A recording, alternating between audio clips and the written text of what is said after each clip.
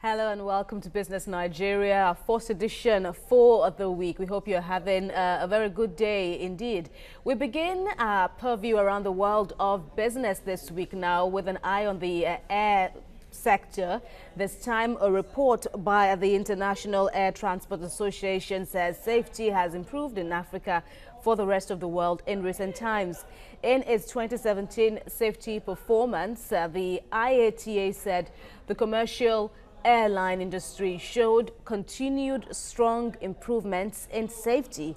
And according to the report, the rate measured in accidents per 1 million flights was 1.08, an improvement over the all accident rate of 1.68, that for the year 2016. And Chief Executive Officer of the agency, Alexandre de Juniach, said Sub-Saharan Africa continued to make strong progress on safety with airlines in the region, as 4.1 billion travelers flew safely on 41.8 million flights. The Central Bank of Nigeria has intervened in the retail secondary market intervention sales with a sum of $321.4 million. Now, figures from the bank indicate that the amount released was for requests in the agricultural, airline, petroleum products, raw materials and machinery sectors.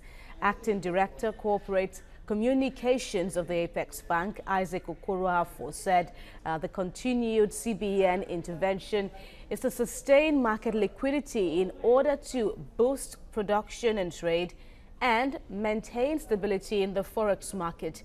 The naira currently exchanges at 361 naira against the dollar in the BDC segment of the market. And Nigeria requires $15 billion, that's about 4.5 trillion naira worth of investments annually for 15 years in order to adequately develop its infrastructure nationwide.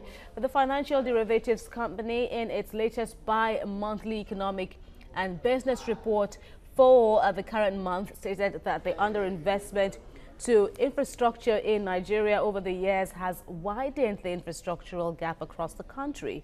And the report says the federal government's limited access to foreign credit and revenue constraints have made it difficult for the country to source for funds to meet its infrastructural needs. The FDC described the capital budgets of Nigeria in 2017 as 2018 as unimpressive, particularly when compared to the capital budget of China.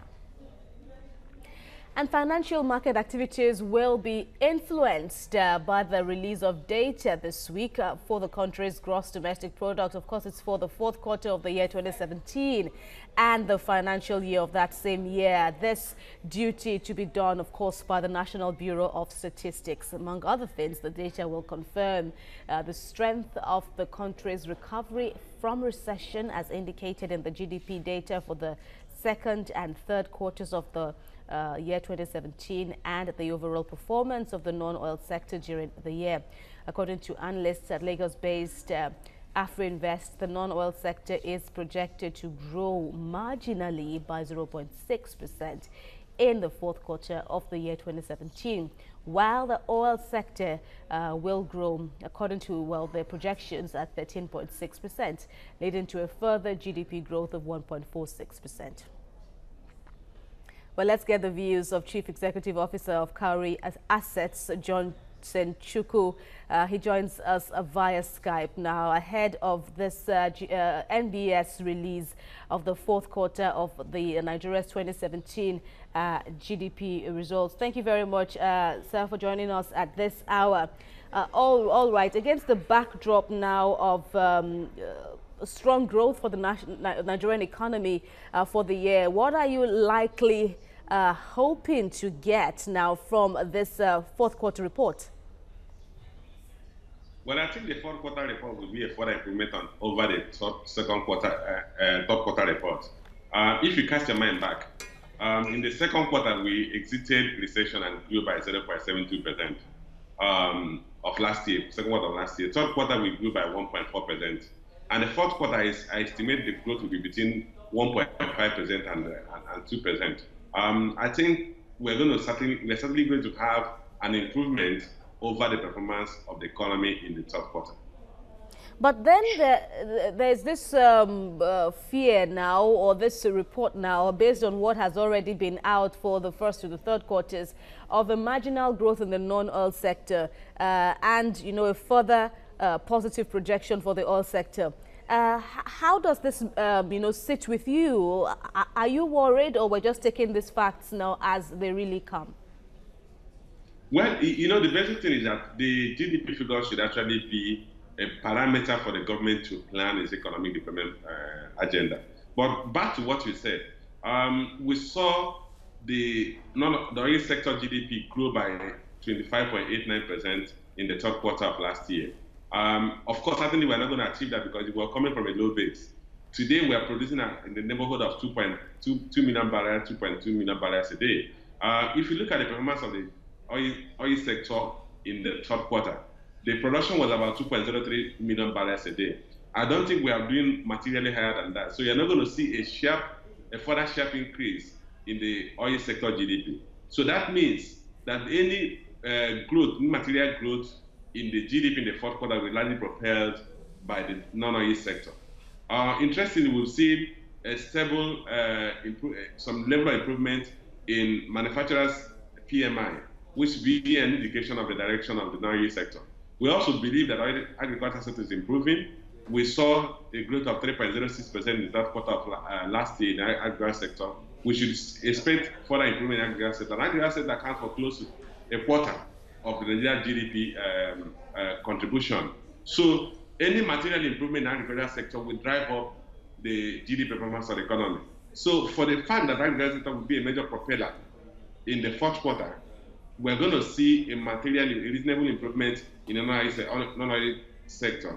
And that will be the propeller for an improvement in GDP growth, which I project to be in the neighborhood of 1.5 to 2%. Talking about the non-oil sector, we're seeing the subsectors now of the non-oil sector now into services having 48.28, agriculture having 29.15, and industries getting 22.56. You just said now that agriculture will do much better. I mean, what have you seen on ground now to give you that positivity?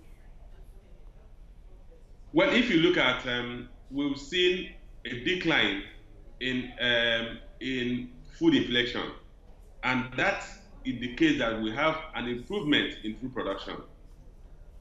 So if you look at, once you begin to see a decline in food inflation, it simply means we have more availability, because you are not talking of a reduction in population.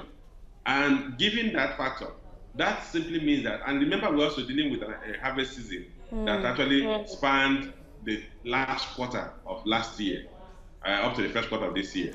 So by the time the National Bureau of Statistics came up with the inflation figure, and we looked at the food inflation, and we saw a moderation in food inflation, and that for me is an indication that we are seeing a further growth in the agriculture sector. And that's why I'm projecting the agriculture sector will expand by more than 3% that it did in the third quarter of last year. So if you see an agriculture sector is growing by the range of 4 to 5%, you're going to see a material, particularly around 4%, you're going to see a material improvement in non-oil sector because of this, the share of the GDP that agriculture accounts for. All right, but then we should also talk about the agricultural minister's stance on NBS's reports now, at least the last three, that showed a marginal loss of jobs, a major loss of jobs, I mean to say now, even going as far, Audogbe went as far as, you know, refuting the claim, wondering or questioning the source of the economic managers of the country, of course, saying instead of the country to have lost 7.5 million jobs by the NBS, of course, he said the agricultural sector or the farms recorded 6 million new jobs. How do you relate with his claims? Well, for me, I believe if you look at, you're not seeing a migration of skilled labor to the agricultural sector. We are not yet to see, we're yet to see that. What we're seeing in the agricultural sector, you still have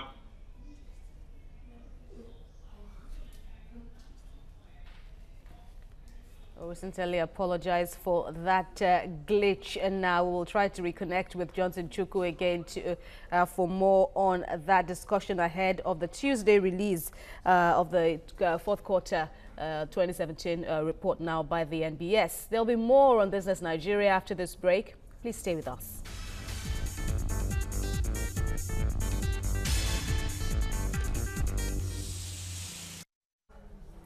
Thank you for joining us again. It's still Business Nigeria. We have now reconnected with Johnson Chukwu. So Johnson, you were saying earlier now, as against the Audu Ogbe's claims of 6 million new jobs created from the agricultural sector, you were saying that there is yet to be seen on the ground now skilled labor migrating to the farms. Yes, absolutely. What we still have now are basically peasant and unskilled labor force. Some of them are part-time employees to the extent that during the heavy planting season, they engage in agricultural activities. The rest of the year, they are largely unemployed. So we have not seen that growth in employment. We've not seen a situation where skilled labor is migrating to the agricultural sector. And I think I can't relate with how the minister came up with a large number of employment that agriculture has created. Granted that we've seen some improvement in agricultural activities, we've seen some improvement on productivity because of introduction of better yielding crops, better farming techniques. We are yet to see a migration of skilled labor to the agricultural sector. And how ambitious will it be now to get to that, that level? Already there's been concerns as to the agricultural value chain not as attractive enough as it should be. But how soon, with all that has been put in place now, with the EGRP plan, of course, and of course the robust projections for the year, how soon will we get to that level of skilled labor being robustly represented in the farms? Well, it will be at a point when our agricultural sector mature into commercial agricultural endeavors, where you have large farms that are highly mechanized, that will require skilled labor to involve in record keeping, in planting, in operation of the complex equipment. And again, when we extend the value chain, like you pointed out, today the value chain is basically the production of raw material, food input or raw materials. We are not seeing material benefication or value chain improvement, where the produce of the agricultural sector is now turned into finished products or semi-finished products. We are not seeing that yet. We need to get to that point where we produce cocoa and then it turns into beverage before you can have a lot more of skilled labor going into the agricultural sector. But the starting point is that we have to mature into commercial agricultural engagement, not just subsistence farming. How would you analyze the NBS? I mean, it's such a strategic component now, well, calculator of the national economy and the growth and otherwise, bringing bad news, bringing good news sometimes. But in terms of impartiality, how will I call it now, financial and administrative independence, how would you indeed rate the NBS ahead of tomorrow's release? Well, I think so far they've been able to establish themselves as a major and reliable source of data and information on our economy. I don't think anybody at this point will have any basis to doubt the integrity of the figures they are coming up with.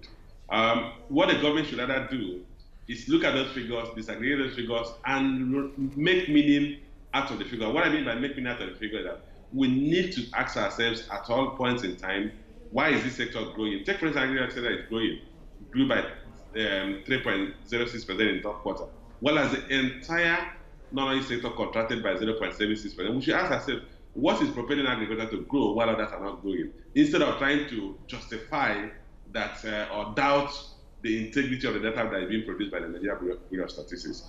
And then we can be able to determine that agriculture sector is enjoying concessionary loans, and the non-oil sector cannot thrive in an environment where interest rates are about 26-30%. So we then go back and review our monetary policies and determine how to bring that interest rate so that we can create liquidity and availability of credit for the other sectors of the economy to begin to grow. That is the purpose of the data we are getting, and not necessary to doubt whether it is favorable to our political interests or not. All right, Johnson Chukwu, Chief Executive Officer, Cowrie Assets, we thank you very much for your analysis and indeed hope that tomorrow's report will bring in further confirmation of Nigeria's exit from recession. Do have a great day, Johnson Chukwu. My pleasure. Moving on now, the National Executive Council of the Trade Union Congress of Nigeria has held a meeting here in Lagos to deliberate on the challenges confronting the country, especially the labor movement. Correspondent Sharon Ijason tells us more. The Trade Union Congress of Nigeria held its National Executive Council meeting to react to several issues in the country. Among the issues discussed are insecurity in the country, volatile political system, and 2019 election campaign, the lingering fuel crisis, among others. The president of TUC, Boy Kagaima, at the NEC meeting advised state governors who can't address workers' wages to resign. The only healthy state in this country that has no arrears of salaries and other wages is Lagos State. All the other states have one issue in terms of salaries and wages or the other. There is no exception. And you find out that if it is not 1 month's salary that is not paid, it will be 13 months of gratuity or pension that has not been paid. So I am telling you, taking these issues holistically, we can only say Lagos State government is the only healthy state in this country. When you have been paid, your Paris fund, bailout funds and everything, and we also know that the president stated that they should look for a way to also make sure that they are paying the workers. And like I continue to say, all those governors, are they being owed salary? Their aides, are they being owed salary? Their commissioners, are they being owed salary? It's ungodly, it's unfair. Other labor leaders in attendance at the NEC in session, while calling for the speedy review of the minimum wage, observed that the fight against corruption will not achieve the desired result without addressing the injustice being perpetrated by political office holders who collect multiple pensions and gratuities while still serving government in another capacity. The fact that federal government had been releasing some money, I didn't mean they have the interest of Nigerian workers. They will have find a way to have paid some of the outstandings. It baffles me that where we are talking about fighting corruption, somebody's gratuity, somebody's pension, somebody's salary is not being paid. What we are saying is that TUC as a body believe that those states that have not been up to date in meeting their responsibility and obligation to their workers are just being very selfish, because no governor has been owed any entitlement. The NEC in session, however, called on the federal government to declare emergency in the power sector, as no nation can develop without power. The Trade Union Congress added that a call for tariff hike cannot be a solution and will be resisted. Sharon Ijason, TVC News, Lagos. Let's check out how crude oil prices are doing at this point now, as the index inched higher this Monday following another counter-seasonal surprise crude draw, which analysts interpret as a sign of rebalancing in the oil markets. Well, at the London market, the Brent crude trade upward at $66 per barrel, and for the OPEC basket, price moves to $63 per barrel. That's Business Nigeria for today. Of course, as the day progresses, we will, of course, bring you further reports. This time now, the Nigeria Stock Exchange, now to know how indeed the week began and ended. Of course, to serve as a backdrop indeed for how the rest of the week will be somehow. Thank you for watching this edition. We hope we can meet again tomorrow for another journey around the world of business. I am Kemi Foladiemo. Bye for now.